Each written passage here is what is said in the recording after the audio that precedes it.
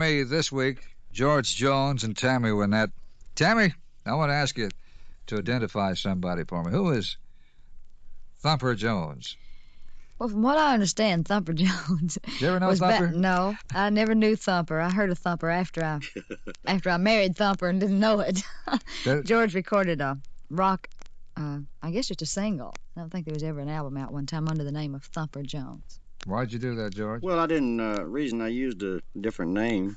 Actually, Didn't want anybody to know he was rock. it may sound kiddish and everything, but I was pretty young back when I first started recording. Anyhow, I always remembered Thumper Rabbit. And, Yeah, that's right. So I got the idea from that cartoon to use Thumper Jones, and I didn't want to use my real name since I was a country artist, and rock seemed to be what was flooding the market in the 50s, and I was starving, I tell you. I was hungry, and I'd have tried anything, I guess, and so we decided to put out a couple of little things I wrote called Dadgummit, How Come It, and Rocket, and under the name of Thumper Jones, and I've been just mortally bugged to death about this ever since. I'll never be able to live it down. What was George Jones singing at the time? Well, I think this was before I had my first hit on Star Day called Why Baby Why. I had a couple of little old dinky records out called Still Hurtin' and No money in this deal. No money. Yeah, there ain't no money in this deal. And Was Ragged But Right out first before Why Baby Why? no, I believe it came out later. Because I love that. Big electric fan to cool me while I sleep. Yeah, you know, Smiling Jerry Jericho. Do you remember that name? No. He was on Four Star Records a few years ago, and he was from Houston, a local boy, and fine singer. And he had out this record, and I decided to do it. I liked it so well, and it got a lot of play.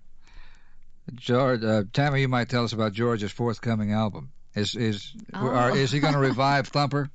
He's going to revive Thumper, but I think he's going to call himself G.G. Jones this time. I told Billy Sherrill I'd like to use the name Parcel Post. But he's not. He's more for G.G. Jones. This has been something that George has wanted to do for ages, just for the fun of it. Just for kicks. Every show we do, almost every show we do, and Keith Fowler, one of our favorite promoters, never fails to have him do it. He does his Little Richard bit at the end of every show. He did it at Philharmonic Hall the other night when we worked in New York City. That's how he closed his show, was with Little Richard. And he's just been wanting to do this, and so he talked to Billy about it the other day, and Billy was just thrilled to death. He can't wait. I think they're going to do it while I'm in the hospital, so I won't be down there to bug them. They're going to do all their rock and roll things. What's going to be in the album? I don't know, really. I was thinking about Slipping and Sliding. Good Golly, Miss Molly. Yeah, and Good Golly, Miss Claudia. And yeah, just stuff like that. He's gonna get a regular group, you know, that does that type of Slipping and Sliding. Yeah. What's the thing I do on stage? I can't never remember the name of it. Gonna tell Aunt Mary about Uncle John. Claim he got the music, but it has Long Tall Sally. Yeah, I used to do that back when Elvis was so hot, and he was on the Louisiana Hayride, and so we had to go rock to get any hand at all while Elvis was on there. So I used to start doing Long Tall Sally. Tammy, this is your favorite song, isn't it? Yes, it is. I presume not for what it says, but for, I don't know why. Why is it your favorite song? Well, I don't know. I like to do the kid type things, and this song just, when I first heard it, there's been so many things that I have spelled out in front of my children. It was just a song that I thought, why didn't I write this song? It's just been one of my favorites. I really don't know why. It was written by Curly Putnam and Bobby Braddock. Are you spelling in front of Georgette? About the only thing we spell in front of Georgette is we're going to G-O, and she's in the car before I get it out of my mouth. She knows. All right, Thumper. Yeah. I pulled this along the way. It's awful hard to do a show of this type with George Jones and confine yourself to 10 or 15 songs because he's had so many hits. So I had to pick and choose a little bit of all of his whole career. This was about 1965, as I remember. You did this once by yourself and once with Gene Pitney, didn't you? No, I don't believe we cut it together. I know I went to I hate to argue, George, but I've got the record. Have you really? Maybe that's Thumper. Could be. On this particular version, I think Wayne Kemp played guitar on it too, didn't he? Yeah, Wayne Kemp wrote the song, and I know I went to Houston and cut it, and it didn't come off, so I went to New York, and it didn't come off. So I said, I told you to start with that we got to go back to Nashville to get it the way I want it. And I had the same problem with the races on. I went to 2 or 3 different cities before Nashville. But y'all, that's like driving a Ford and going to a Cadillac and then going back to a Ford. You know, you got to always come back to Nashville to get the sound. All right. I don't know who sponsors this show along And the you way. still say Gene Pitney sang this with me, huh? Well, I got an album with you and Gene Pitney, and maybe they dubbed your track in. Yeah. Well, now you could be right. Now, that's not on this cut we're about to play, though. Oh, well, maybe they've done something that I don't know about. Anyway, Thumper, we're going to play I've your been on version. so many different labels, Ralph. I'm confused. We're going to play your version. Okay. Now, George, here's a fellow that was on the show recently, spoke rather highly of you. One of your good friends, Conway Twitty. That's one of my boys. You've been a friend of his for a long time, haven't you? Sure have. Taken some trips with him, haven't you? A few. He's going to sing a song called Baby's Gone. George, would you tell them what they're listening to, please? They're listening to the Ralph Emery Show. And who's here? And Miss Tammy Wynette and George P. Williker, Thumper Jones. You used to be a disc jockey, didn't you? Yes, sir. I thought I was, but what was the name you went under? Oh, it was just George Jones Show. I had people. I said, "This is old George P. Wilker Pickle Puss Jones, Vinegar Face for short." And they wrote me in cards and letters, of course, requesting songs, and they'd say "Dear Pickle Puss" or "Dear Vinegar Face" or "P. Williker." And where was this? This was down in Texas, Beaumont, when I was first starting out. How often were you on? Once a week or every day? I had actually I only had a 55-minute show from 2:05 to 3 o'clock in the afternoon. Then after I got broke in a little bit, you might have remember Slim Watts. He had a nighttime show, and so after they broke me in a little bit, he put a lot of that over on me, when he wanted to have a little relief. So I got a little experience there for about a year or so. You got a tape of that? No, I never kept any of it.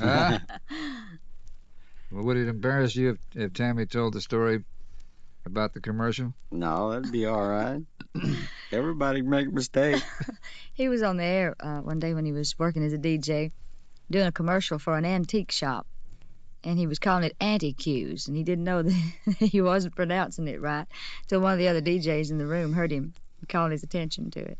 See, now, yeah, I bet you were, what, 18? Around that. See, I made the same mistake, not with that word, but with lingerie. Beautiful French word. I call it lingerie. Lingerie, I guess it is. And so it happens to everybody, George. And I figured if we was going to embarrass you, we might as well embarrass me. Well, at that time, I didn't know what an antique was. I never heard anything like that. Hey, we haven't talked about your cars. We'll bring that up in a minute. Now we'll turn to George Jones. George left Florida recently, moved to Nashville. And you had an antique car collection, didn't you, George? Yeah, I had a small collection. I think we had 12 or 15, Ralph. I had a 25 T model, a 29 A model sedan, and a 28 A model pickup convertible. Now, this is 1928 you're talking about. Right. And we also had a rare car that was a lot of people remember as a Lincoln Zephyr, 12-cylinder, and a 47 MG with the steering wheel on the wrong side. And we bought a German car, Australian made, but the Germans used it in World War II, and it was confiscated by the Russians.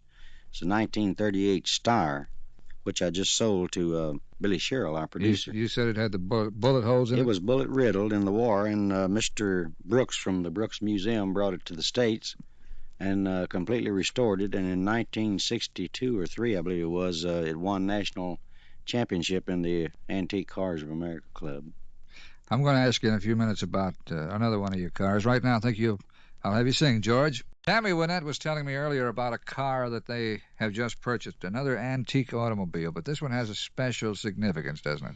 Yes, the car belonged to Carey Grant. We bought it in L.A. about 3 weeks ago. How do you know it belonged to Carey Grant? Well, the guy that we bought it from has the papers where Carey Grant signed the title over to him.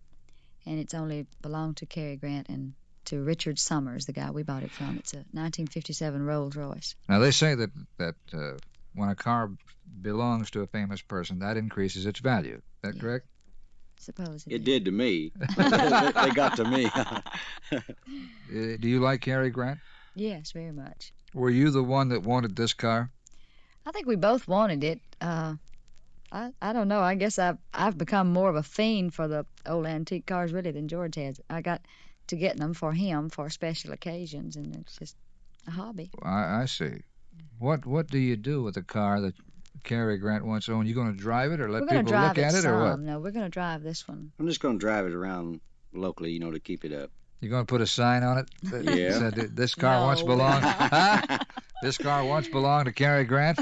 No, I don't know. I guess everybody in the entertainment business, it's the old story. They had their hard life, and they get to making a little money. They always wanted a Cadillac, so. We always wanted a Rolls and can't afford one now, so we bought an old one. So we got an old one instead of a new one. I know an old boy that he would just kill owning something that you used to own. So you're famous people. And old John, if he could afford to buy one of your old cars, I'm sure he would. Mm-hmm. Let's ride the train here with Charlie McCoy.